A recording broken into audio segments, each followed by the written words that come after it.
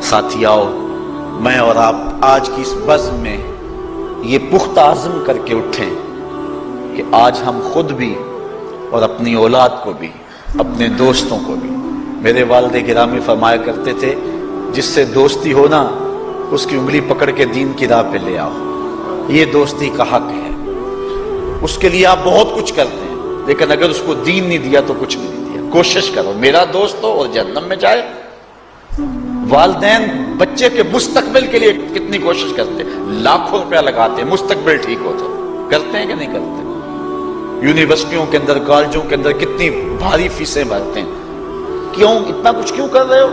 میں نے دیکھا بوڑھا باپ اپنی کمر پہ بوریاں لاد کے مزدوری کرتا ہے، مائیں اپنا زیور بیچ رہی ہیں کہ اولاد پڑ جائے۔ میاں اتنا کچھ کیوں کر رہے ہو؟ جی مستقبل ٹھیک ہو جائے۔ یہ مستقبل کتنا ہے؟ 20-25 سال کا، اور جو اصل مستقبل ہے اس کی فکر ہی نہیں کسی کو۔ اصل مستقبل تو وہ ہے، اللہ اکبر، بیرون ملک جائے بیٹا تو ماں کہتی ہے بس دعا کرو کہ میرا بیٹا خیریت سے پہنچ جائے۔ بیٹی کی شادی کرتی ہے تو ماں کہتی ہے دعا کرو کہ اپنے گھر میں اس کو چین مل جائے۔ کسی کا انٹرویو ہوتا ہے، لوگ کہتے ہیں جناب دعا کرو کہ اس انٹرویو میں وہ کامیابی سے گزر جائے۔ میں کہتا ہوں جب قبر میں اترتا ہے پھر کسی نے آ کر کبھی نہیں کہا کہ دعا کرو مشکل گھڑی آ گئی ہے خیریت سے گزر جائے۔ اصل امتحان تو یہ ہے، اگر اس امتحان سے گزر گیا تو کامیابی اور بامرادی۔ یہ تھوڑا سا مستقبل دنیا کا، اس کے لیے ہم کتنے پیسے لگا دیتے ہیں۔ سب کچھ اولاد کو آتا ہے، ہر شے فر فر پڑھتے اور بولتے ہیں، دعائے قنوت بھی نہیں آتی ہوتی۔ تو ہم اپنی اولاد کے لیے دین کا تحفہ اس کو کبھی نہ چھوڑیں۔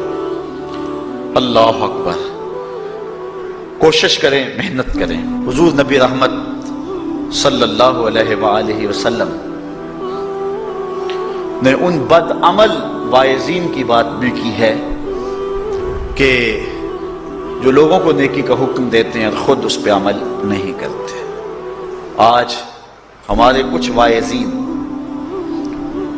لوگوں کو تو واضح و تلقین اور نصیحت کرتے ہیں اور خود نماز میں سخت سستی کا ارتکاب کرتے ہیں، اور جس سے قوم کے اندر نماز میں سستی عملاً پیدا ہو جاتی ہے۔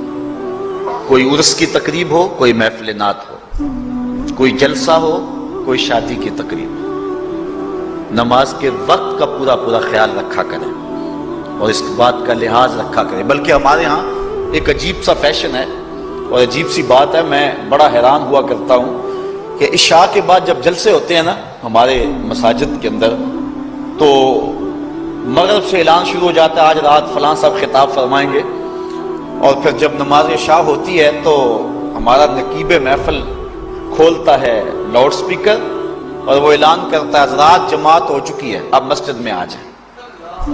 یعنی یہ نماز کو ہلکا کرنے والی بات ہے۔ انہوں کو کہا جا رہا ہے کہ بلکہ بعض تو کہہ دیتے ہیں جس کا تمہیں ڈر تھا وہ گزر گئی ہے، اب آ جاؤ، کیا لینا ہے جلسے میں آ کر اگر نماز ہی نہیں پڑھنی ہے تو۔ ممبر و محراب کے جو ذمہ دار ہیں ان سے جو ہے وہ عجیب و غریب قسم کی جو ہے وہ حرکات سکنات سرزد ہو رہی ہیں۔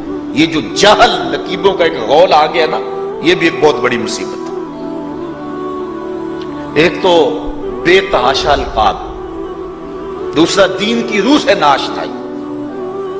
وہ کسی نے کہا تھا نا کہ پہلے حضرت غوث پاک ولی بناتے تھے، چور سے کتب بناتے تھے، آج کل ہم بناتے ہیں۔ کہا تم کیسے؟ کہا ہمیں پتا ہوتا ہے یہ چور بیٹھا ہوا ہے، کہتے ہیں غوث زمان اور کتب دوران۔ بے تحاشا اور بے تکا انداز، اور پھر دین کی روح سے یہ ناشنائی کہ باقاعدہ اعلان ہوتا ہے جناب جماعت ہو چکی اب تو آ جاؤ۔ تو کیا کرتا ہے ساری رات جاگ کے اگر عشاء کی نماز ہی نہیں پڑھی تو نماز کو ہلکا کیا گیا ہے۔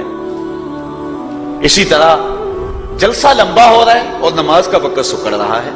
ان چیزوں کا التزام کرنا ہے، ہم نے کوشش کرنی ہے۔ اور یہ بھی ایک مصیبت ہے کہ دربار بڑا اونچا ہے اور مسجد کے اندر جانوروں کی بینٹیں پڑی ہوئی ہیں۔ حیثیت تو مسجد کی ہے، دربار کی تو ثانوی حیثیت ہے۔ دربار پہ 3 کروڑ روپیہ لگا ہوا ہے اور مسجد میں چٹائیاں بھی موجود نہیں۔